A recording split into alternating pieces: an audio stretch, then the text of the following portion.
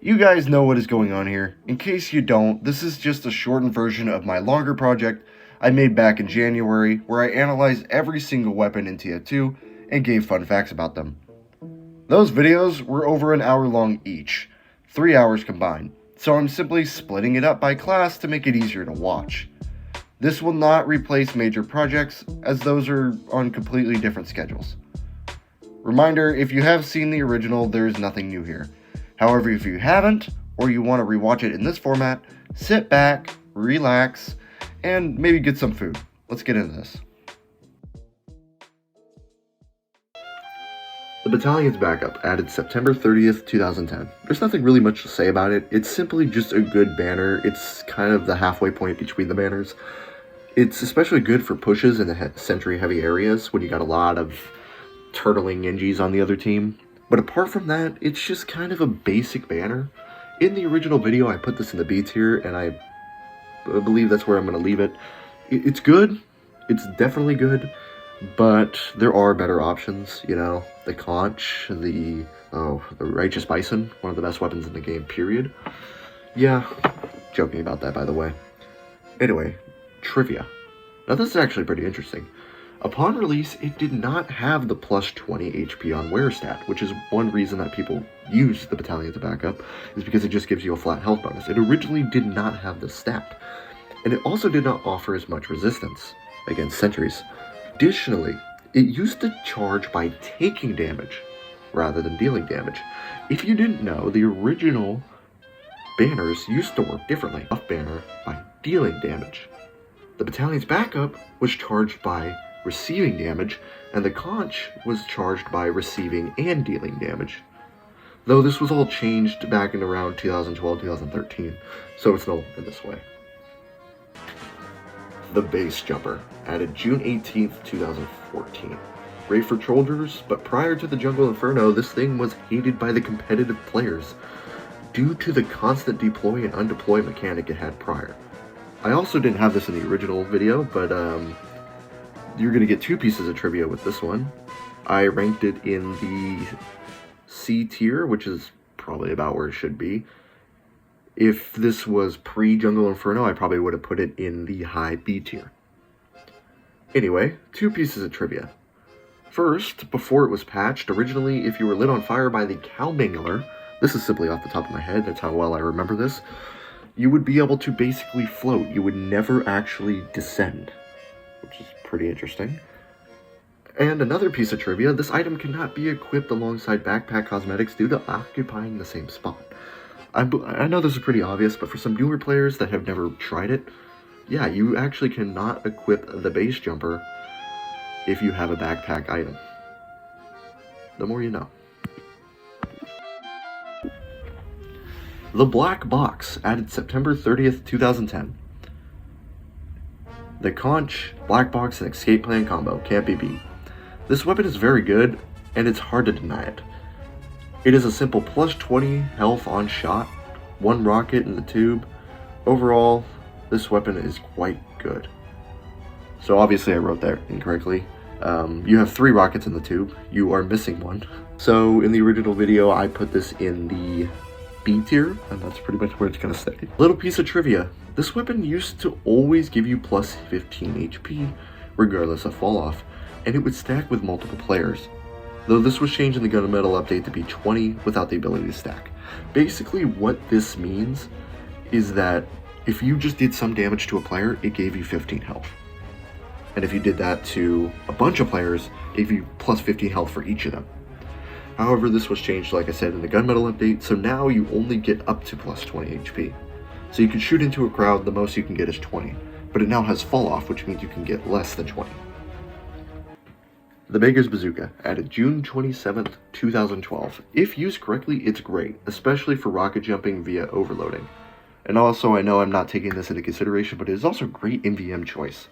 Though, it's really nothing amazing, so I'm gonna put this weapon in the C tier. So it's pretty average. I mean, it's not bad, but it's not great. A little piece of trivia. Overloaded rockets used to take from the reserve rather than the clip, meaning you could chain a bunch of rockets together. So currently it takes it from the actual clip of the weapon. It's not really a magazine, you know, the actual, I don't know what you want to call it, from the chamber, I guess. Which means you can only chain 3 rockets together before you have to reload. However, originally, it would explode and you would continuously put new rockets in, and it would take from the reserve, which means you could chain 4, 5, 6, 7, 8 rockets together. Though this was patched. The Airstrike, added June 18th, 2014. This is a weapon that you kind of just equip when you want to mess around a little bit. It's a solid option for man vs. machine, though the Beggars outperforms it there as well. The Airstrike is the weapon that you equip when you feel like shaking up the black box conch escape ham combo that you've been running for the last 5 to 10 years. Anyway, sorry to call you out, this weapon is a C tier weapon. A little bit of trivia. When this weapon first launched, it actually did have a clip size penalty, only holding 3 rockets rather than 4. The Buff Banner, added December 17th, 2009. Gotta love the Buff Banner. The only banner without a passive ability, but it makes up for it as it is really good for pushes. And it also is a go-to for man vs. machine players. You can't go wrong with it. B tier. A little bit of trivia. Originally, this was the only banner that charged by damage and damage alone. If you remember from earlier in the video, like I said, the battalion's backup charged by taking damage, and the conch charged by taking and dealing damage. The Buff Banner was the only one that charged by dealing damage. In addition to this, it originally took a lot longer to charge up, about 40% longer. However, it also lasted 14 seconds rather than 10. Oh, the conch. Oh, the conch. Added March 10th, 2011. Arguably, I wouldn't even say arguably, it is the best banner in the family. For most situations. With the passive plus 4 HP per second, only needing 480 damage to charge and having a great effect on top of this, it's a great team player, but also a selfish item. However you want to use it, it's just great all around. And it is our very first S tier weapon. I believe in the original video I put it in A tier, but when I really think about it, yeah, this is an S tier weapon and it deserves to be there. Maybe on the lower end of S tier, but still a great weapon. Trivia. This one's a long one. As I said in the analysis, this is arguably the best banner out of 3. However, on release, if I was to have this sentiment, people would call me crazy. On release, this was arguably the worst banner of the 3. And let me tell you why. So, let's take a trip back to memory lane back in 2011. On release, it used to fill up by taking and dealing damage, but it didn't have the 25% fill rate it does now, which meant it took forever to charge, and you were rarely ever going to get more than 1 use out of it per life. It lacked the up to plus 4 health per second stat, which was added around the Tough Break or Gunmetal update. I'll post that, what it was, I don't remember off the top of my head. And it originally was a plus 2 health per second, but it was changed to being scaling from 1 to 4. But it lacked it altogether on release. It lacked the speed boost bonus that you got while the banner was active, which is one of the defining factors of it. And on top of that, we know the main effect of the banner is the fact that it returns 35% of the damage you've done as health back. However, when it released, it was only 20%. You may be able to see why it wasn't as loved as it is now. Oh boy, the Cow Mangler 5000. Released July 20th, 2011. The Cow Mangler is an odd case. The alt fire is pretty useless in most situations, unless firing into a sentry nest, which disables buildings. Though, it will not do really any damage. It has infinite ammo, which is neat. This weapon is pretty good, but it offers very little difference from stock. Still, B tier. Trivia. Okay, now there is a lot for this one, so strap in. First piece of trivia.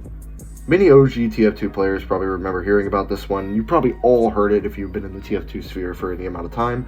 There was a short time frame after a 2011 update where the Cow Mangler could be painted team colors. This was patched within minutes, but a few were crafted. It changed the color of the projectile and the skin of the weapon itself.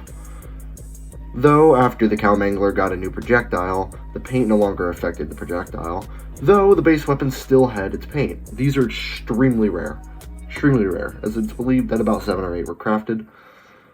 I believe that's the number. That's off the top of my head. Piece of trivia number 2. This was the only weapon in TF2 history, as far as I know, that had a 5% stat. At one point, this weapon had a 5% reload speed penalty.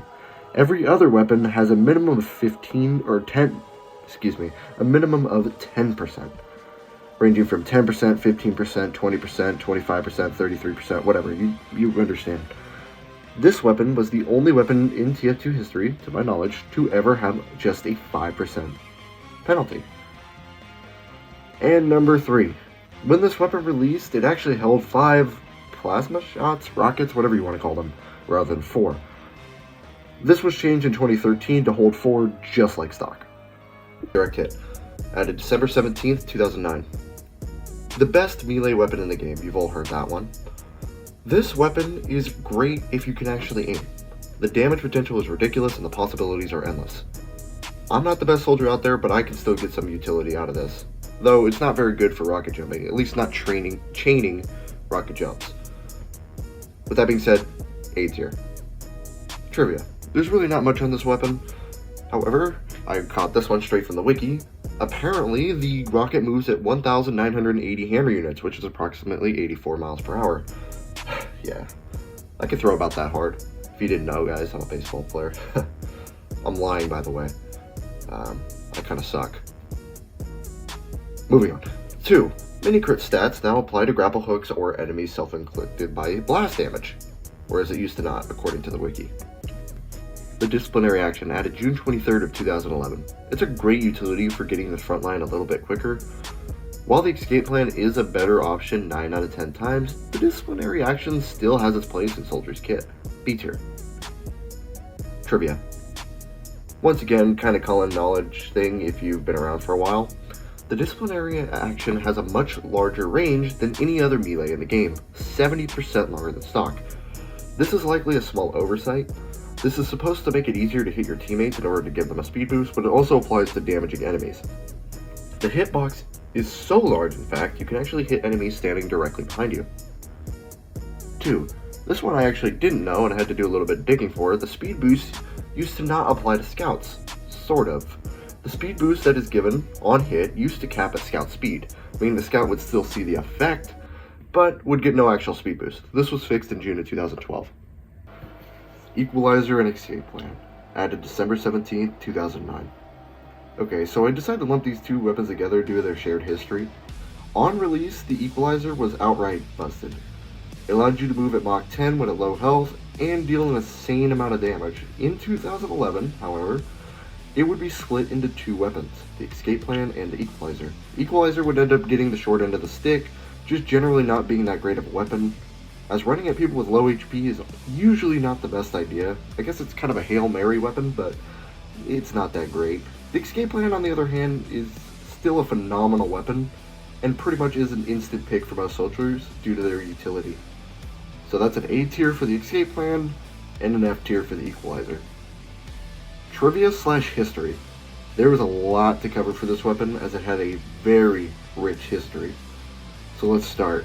Firstly, when the Equalizer launched, as stated, it originally had the stats of both the escape plan and current Equalizer. However, it would be split into 2 weapons in 2011. Though interestingly, the original Equalizer model was what would become the escape plan. Basically, the escape plan got the original Equalizer's model, while the Equalizer received a new model, which is the gray one. Secondly, the Equalizer was, when it was still one weapon, it was capable of dealing up to 162 damage when at low HP, which meant that it was, well, capable of one-shotting medics. And thirdly, anyone who already owned an Equalizer would receive a free escape plan. And just for fun, here is the stats of the original escape plan that I got off the Wikipedia. I'll just give you a second to look at those. Yeah, crazy stuff. The Half Zatoichi, added March 10th, 2011. One of the weird Demo Soldier shared weapons, a great sword on Demoman, specifically Demo Knight, as the gaining 50% health back is a great bonus. But for soldiers, it's just kind of okay. He already has a ton of melee weapons as is, so this one's just kind of a whatever melee weapon. Overall, with everything taken into account, B tier. Trivia. For those who didn't play at the time, you used to be unable to sheath the Engie until you got a kill with it. This was considered honor bound. This was changed to subtracting 50 health if you failed to get a kill, and only being unable to sheath the weapon if you were below 50 health. 2. The Engie could randomly crit at one point.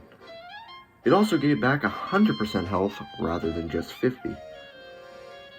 And lastly, the weapon will instantly kill anyone who is also wielding the Engie. I feel like this is common knowledge, but just in case you didn't know or you're new to the game, yeah, it actually does have that stat. The Liberty Launcher, added June 23rd, 2011. The Liberty Launcher as a weapon isn't necessarily terrible. It can get the job done if need be, and the supporting stats are nice, but the damage penalty neuters this weapon. If it just disappeared, it would probably be a pretty good weapon. But because of that, and especially compared to the other rocket launchers that Soldier has in his kit, this is a D tier weapon. Trivia. The Liberty Launcher didn't always have the damage penalty, or the reduced self-inflicted blast damage, and definitely not the clip size penalty, actually the opposite. When this weapon first released, it was a simple plus stat minus stat weapon, sporting a 40% projectile speed for one less rocket in the chamber. Then the 25% clip size penalty was changed to a 25% damage penalty in 2013. That was it for a while. This weapon was even worse than it was now for a short time. In November of that year, it would receive the blast resistance that it has, and it wouldn't be until gunmetal that it would finally get a clip size bonus, going from funny because it went from a clip size penalty to a clip size bonus. Kind of weird how that works. The Man Treads, added June 23rd, 2011. The Man Treads used to be a pretty useless item that only trollers would run for the memes. However, in the Jungle Inferno update, the 75% knockback resistance was applied to air blasts as well, and the 200% turn control stat was added.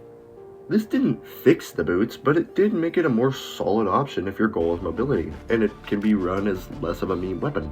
And if you still wanted to run it as a meme weapon, it was still really good. It made it even better. C tier. Trivia. As many of you likely know, the Man Treads deal 3 times whatever fall damage you would have taken if you land on an enemy's head. What's really cool about this is if you stack players on top of each other, and they also have the Man Treads, the number will be amplified. With a server of stacked soldiers equipped with the Man Treads alternating red and blue, the weapon is capable of doing well over a quadrillion damage, which is kind of fun. The Market Gardener, added June 23rd, 2011. Funny meme shovel. It actually does have some utility if you can land your hits, but it's a funny meme shovel. B tier. Trivia. Like the Blitzauger, the Market Gardener's only downside on release was the fact that it couldn't random crit. They added the 20% slower swing speed for likely the same reason they added one to the Solemn Vow, just to say, hey, there's a downside without really adding a downside. Though I guess the swing speed does have more of an effect on the Market Gardener since you actually have to use the weapon for its effect. Either way, the original, added August 3rd, 2011. Makes pogo jumping easier.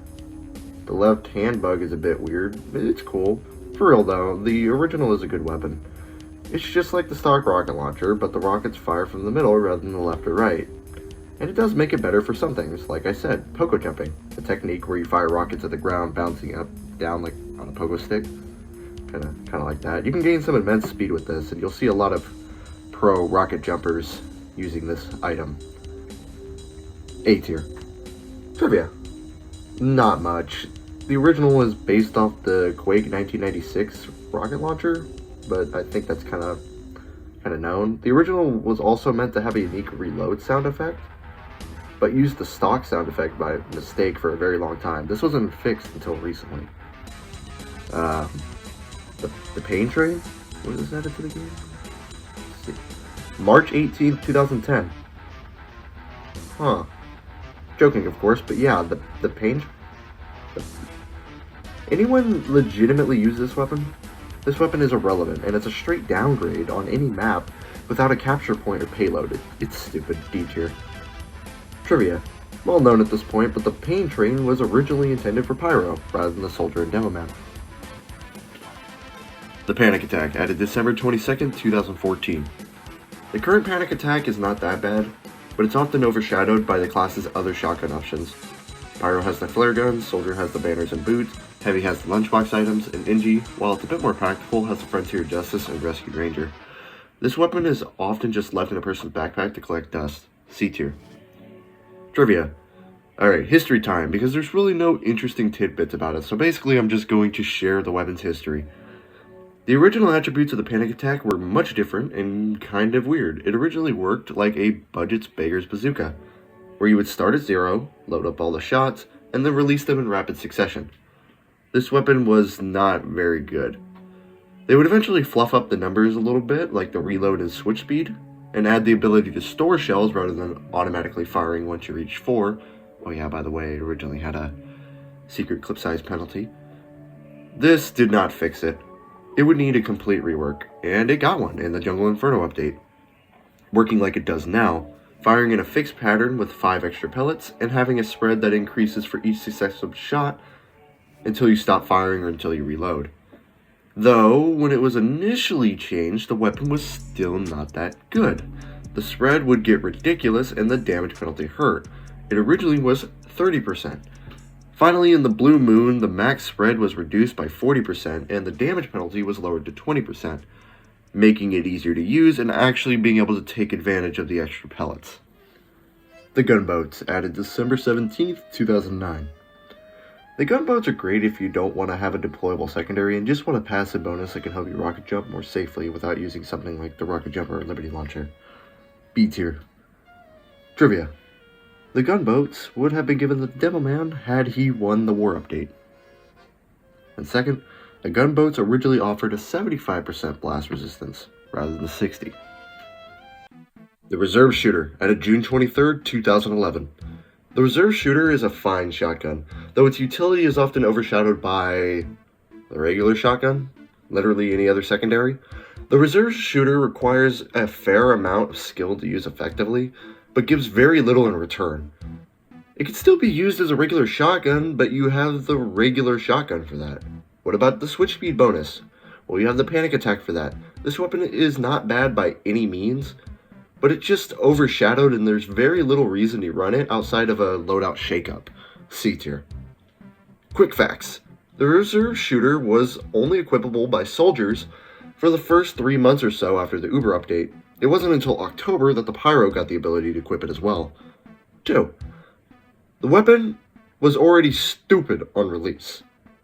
It mini-crit airborne enemies, which included jumping, and even swimming for a short while, but the swimming part was a bug. Then it had a clip size increase from 3 to 4, and the duration in which it could mini-crit from 3 to 5 seconds after deployment. It no longer has this deploy mechanic. But that's pretty ridiculous. Yeah, if you just jumped, this thing could mini-crit. Stupid. 3. Tap Break fixed the weapons, so it can only mini-crit enemies forced into the air via explosion, grappling hook, air blast, etc. However, the Jungle Inferno update treated him nicely. The Reserve Shooter became unable to mini-crit enemies forced in the air by air blast. So it's kind of niche and unusable for Pyro now. Oh boy, here's a fun one. The Righteous Bison, at July 20th of 2011. What should I say? It looks cool. It's definitely a cool looking weapon.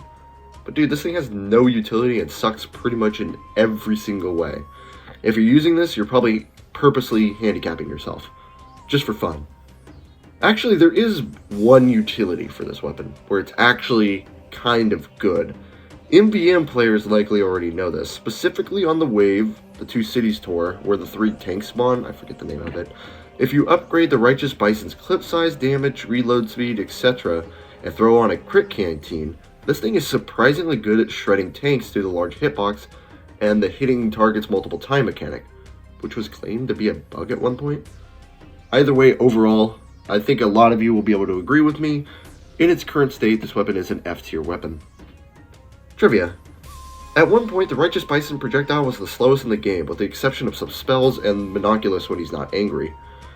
At one point, moving at just about 850 hammer units per second. For reference, a rocket moves at 1100 hammer units per second. The Righteous Bison now moves at 1200, but still, that's so bad. The jumpers. The Rocket Jumper and Sticky Jumper. With the Rocket Jumper being released September 30th, 2010, and the Sticky Jumper being added October 27th of 2010, during the Scream Fortress update. The jumpers are not real weapons, they're intended for learning how to rocket and sticky jump.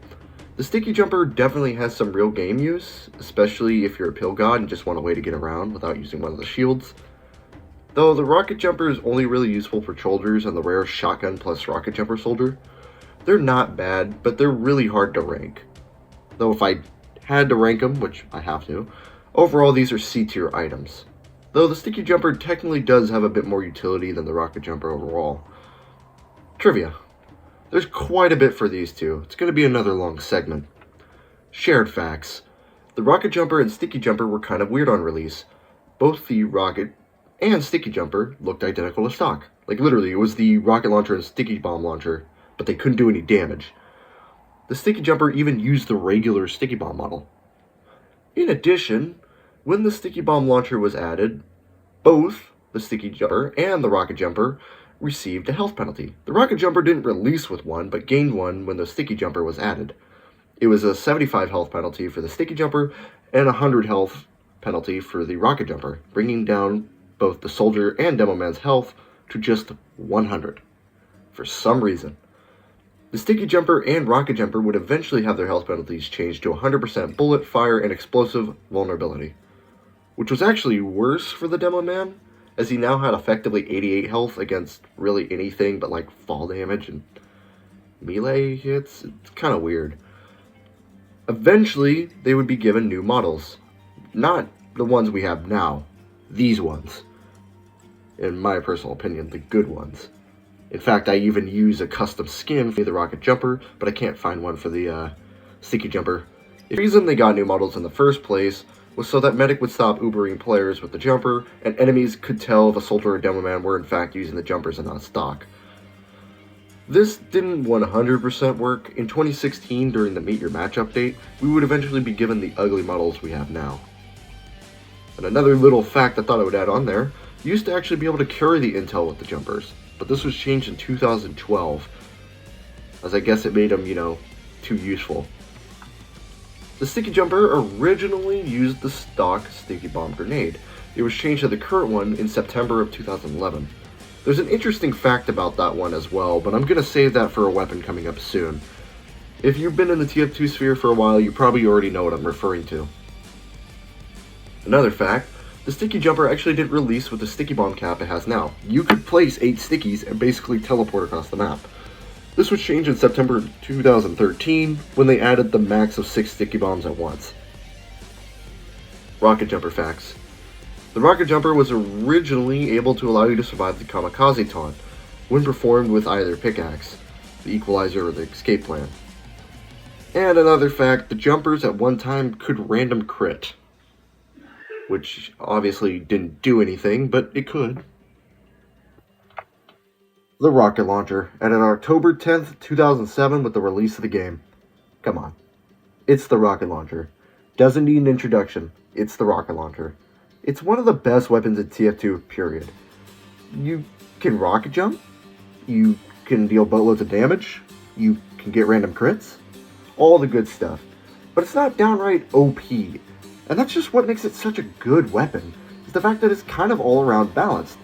A little bit of risk, a little bit of reward. You can deal tons of damage, or you can deal no damage. It's just kind of a good weapon.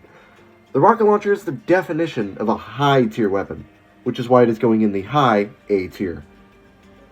Trivia. Here's another laundry list of facts for you. 1. The beta version of the Rocket Launcher had a rocket sticking out of the front of it, more similar to an actual RPG. 2. Soldier himself, but it only applied to the rocket launcher because it was the only rocket launcher in the game at the time, had a 40% blast resistance to his own rockets. The removal of this had no effect on rocket jumping though. 3. The rocket launcher used to hold 36 rockets in reserve. Then it was lowered to 16 in 2008, before being raised up to 20 like it is now in early of 2009. 4. The blast radius of rockets used to be a bit smaller. It was 121 hammer units wide and is now 146 hammer units wide. You may say, oh, same as the grenade launcher, right? Well, no, the grenade launcher and sticky bomb launcher were 159 hammer units wide at the time. But in 2014, the grenade and sticky launcher would have their explosion radius reduced to match the rocket launchers. So now the rocket launcher, sticky bomb launchers, and grenade launchers, except obviously if they have a stat going against it, all have the same explosion radius. The shotgun, added October 10th, 2007. The shotgun is TF2's bread and butter. It is one of the few games to do shotguns right. It feels powerful, but isn't blatantly overpowered in any way, taking 2 shots for lighter and medium classes, 3 for soldiers, and 4 for heavies. The shotgun is often thrown out in favor of other items pretty quickly, and for the heavy it does kind of make sense, but with the other 3 classes, Engie, Pyro, and Soldier, I actually find myself coming back to the shotgun a lot because of its reliability. B tier. Trivia. For all classes before September 30th, 2010, they had a slightly different reload speed. Heavy even had a completely different reload animation. This was standardized to get rid of any variance between the classes using their shotguns. And then specifically for Soldier, the current buff banner Juggle Taunt used to be the taunt for the shotgun, until the shotgun received a new taunt in the War update of 2009. The Shovel, added October 10th, 2007. Why even use this? D tier. Trivia. There is none. Besides, I guess for a short time it couldn't destroy sticky bombs, but I think that was just a bug. That's it. Pyro will be next month on this day. See you guys the 20th of April.